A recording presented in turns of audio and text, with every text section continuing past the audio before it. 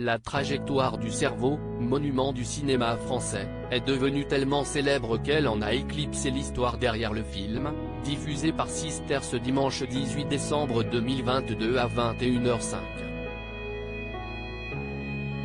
Retour sur ce qui a inspiré cette comédie mythique.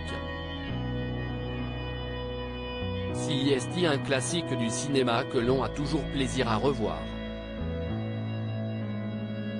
Sorte de blockbuster avant l'heure, Le Cerveau attirera plus de 5 millions de spectateurs dans les salles en 1969, surfant sur le succès phénoménal de La Grande Vadrouille.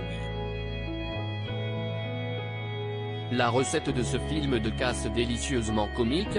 Un casting 5 étoiles, le plus gros budget français de l'époque et des moyens prodigieux, comme la mobilisation du paquebot France ou une réplique de 13,5 mètres de la Statue de la Liberté. Mais la genèse du projet est au moins aussi passionnante que l'histoire de son scénario. Le film, rediffusé par Sister ce dimanche 18 décembre 2022 à 21h05, met en scène Le Cerveau, célèbre truand anglais, s'apprêtant à braquer un train de l'OTAN qui transporte d'importants fonds secrets de Paris à Bruxelles. Mais Arthur, Jean-Paul Belmondo, petit truand débrouillard et son ami Anatole, Bourvil, sont déjà sur le coup. Et si cette histoire rocambolesque était inspirée de la réalité?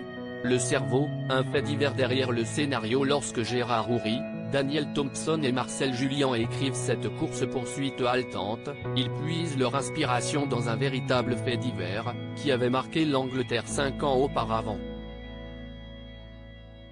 Il se déroule dans la nuit du 8 août 1963, aux alentours de 3 h du matin, quand le train postal Glasgow-Londres est attaqué, au nord-ouest de la capitale anglaise. CIST, un gros coup pour le gang à la tête des opérations, puisque le convoi transporte exceptionnellement plus de 2,6 millions de livres ce jour-là.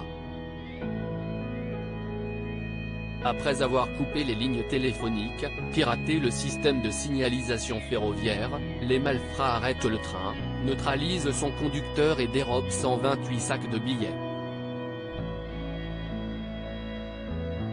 La spectaculaire traque de la bande et sa condamnation, exemplaire, en ont fait le casse du siècle de l'époque. Quand le cinéma s'inspire du contexte politique, l'attaque a ainsi infusé la culture populaire, au point de revenir aux oreilles des scénaristes qui se sont également appuyés sur un autre événement réel pour mettre sur pied Le Cerveau, le déménagement de l'OTAN à la suite de la décision prise par la France de sortir de l'organisation. Selon Houry lui-même, l'idée de base était d'intégrer Denis Gaud dans un remake du vol du train postal fait par des spécialistes. Pari réussi. À lire aussi Le Cerveau, W9, retour sur le hold-up du siècle qui a inspiré le film.